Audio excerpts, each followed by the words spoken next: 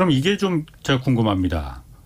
어쨌든 다른 나라들은 특히 미국 지금 돈을 풀었던 걸 지금 빨아들이고 있잖아요. 네. 긴축 모드로 가고 있잖아요. 내년 3월에 지금 금리 인상할 수 있다고 그렇죠. 뭐 얘기 나오니까 다른 나라들은 이렇게 다 금리를 올리고 돈을 좀 풀렸던 돈을 회수하고 있는데 중국이 그러니까 내년에도 완화적인 통화 정책을 통해서 어쨌든 돈을 많이는 아니더라도 조금씩 풀면은 위안화가 많이 그만큼 풀리면은 위안화의 가치가 떨어지는 거잖아요.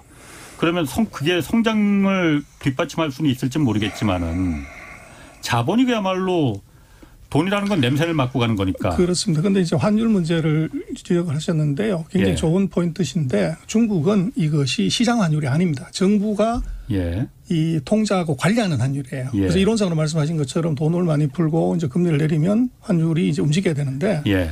중국은 복수통화 바스켓 제도라는 것을 도입을 해서 네. 이것이 정부가 그 환율을 마음대로 조정할 수 있어요. 예. 그래서 지금 같은 이제 그 환율 절상 모드 요거는 제가 볼 때 내년에는 옆으로 플랫하게 갈 것 같아요. 그래서 예. 이것이 그 중국 같은 경우는 그 시장화된 환율 금리가 아니기 때문에 예. 그래서 말씀하신 것은 우리처럼 미국처럼 이것이 시장의 수급에서 결정되는 환율이면 그게 맞아요. 예. 그런데 중국은 정부가 통제한다는 거죠. 예. 예를 들면 6.4 예. 요 정도를 그대로 유지를 한다는 겁니다. 예. 그래서 그건 어떻게 유지를 하냐 그러면 중국은 환율을 바스켓 안에다가 바켓스 안에다가 그 중국이 거래를 많이 하는 20몇 개 나라의 통화를 넣고 네. 거기다 섞습니다. 예. 섞어서 환율을 내는데 그 섞는 비율을 안 가르쳐 줍니다. 그래서 예를 들어서 절상되는 그 통화 비율을 많이 높여버리면 위안화는 자동적으로 절하가 되고 예. 또 반대 현상이 나타나는 거죠. 그래서 그거를 그 비율을 자기네가 원하는 환율로 적정한 수준에서 가중치를 조정을 해버리는 겁니다. 그래서 그것이 외부에서는 얼마를 조정했냐를 가르쳐 주지 않아요. 예.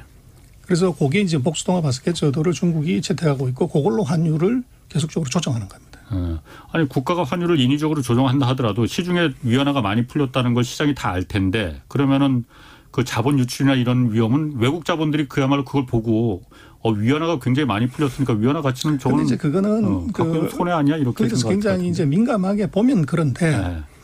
그 중국에 투자했을 때의 투자 수익률이 말씀하신 이제 환율의 변동폭 예. 이거보다 더 크다고 하면은 이제 나갈 이유가 없는 거죠. 성장이 뒷받침되면 된다 이거죠. 그렇죠. 그래서 지금 같은 경우도 말씀하신 이제 환율이나 뭐 돈 푼다는 것에도 불구하고 예. 외국인들의 자금은 지금 12월 달 같은 경우는 금년 들어 최대로 지금 많이 들어왔습니다. 예.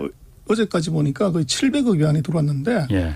이거는 금년 들어서 최대치입니다. 오히려 돈이 더 들어온다는 거죠. 예. 그래서 중국이 이제 그 경기 안정화를 하고 예. 또 이제 뭐 나중에 기회가 있으면 말씀드린 공부론을 하겠다고 하는 데 대해서 외국 자본들의 경우는 이것을 반대로 보는 거죠.